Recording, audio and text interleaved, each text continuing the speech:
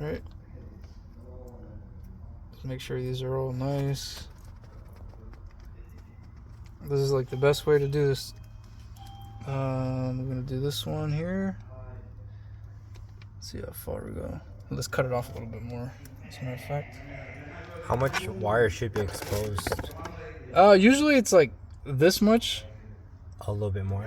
Yeah. So like one way to measure it, like how much you can put, is like how it goes like that. But you see how like there's a little bit here. So that right there is enough to cause it to break off. So what I do is I will cut off just a portion of it like this. Go here. Test it again. And that's perfect. Oh, okay. Usually a lot of people want this on here. Want what? They want this piece on here wrapped around the cable.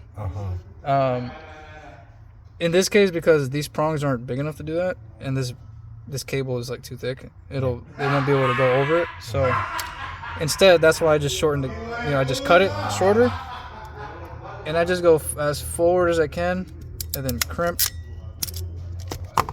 And then that's pretty much good. I mean, obviously, if this was a thinner gauge cable, it would go over this. But yeah, that's how you do that. And then there's this other type right here. This other type is a ferrule type, and it goes all the way in, and it gets crimped right there. That's what I was wondering. Yeah. So there's two different types. Yeah, there's two different types. So yeah, you just gotta. There's some tools that you don't have to do that for. So if you wanted to make it a little bit more perfect, then you would have got a bigger gauge, that piece to go over that wire, like set would have. No, just smaller gauge wire, because this doesn't have a lot of voltage going through it. Okay. So usually TexFlex is like a really common wire to use. A lot of people like using TexFlex. It's just a little bit more expensive. The TexFlex, is that the wire? Yeah, it's a type of wire. Oh. Okay. It's skinny like this, like these guys. Yeah. But they're pretty resistant to up to 12 volt systems. Let's see. And there's some better ones that can resist 24 volts. So it really just depends how much you want to spend on cable, Yeah. But they get expensive by the roll, because sometimes you got to buy it by 50 or 100 feet rolls. Yeah. So thicker, right? Thicker wire, better? Usually, yeah. If you're going to carry a lot of, like, constant 12 volt loads. But this is just left and right turn signal. Yeah, this is just... E-brake, yeah, really low voltage stuff.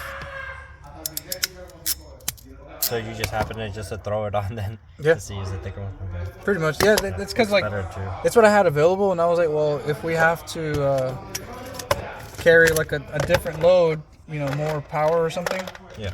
we have the ability to do that, so... Nice.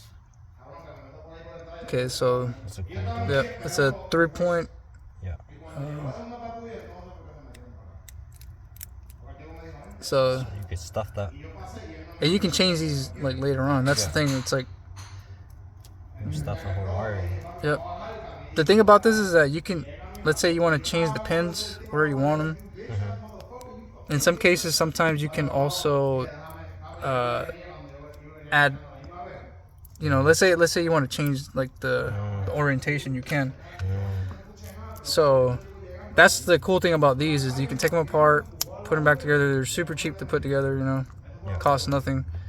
And then the other end, that's what's gonna go to this guy. So you stuff it in just enough till it points out on the other end. Yeah. Flush. Yep. And then right here, there's usually a rubber seal that goes here. Sometimes they're pretty thick, and they can be an issue getting off. Yeah, I saw one up over somewhere else you had. So the retainer, I usually just take off the O-ring if it's like internal something. I'll take it off, and this secures the pins from coming out. Oh, okay. So then that stays like that, and then boom. Okay, nice. That looks cool. And that creates your breakaway for Duestch. Nice. Super, super easy. Looks clean. Yeah, I like simple. that. So yeah. Thanks. That's cool.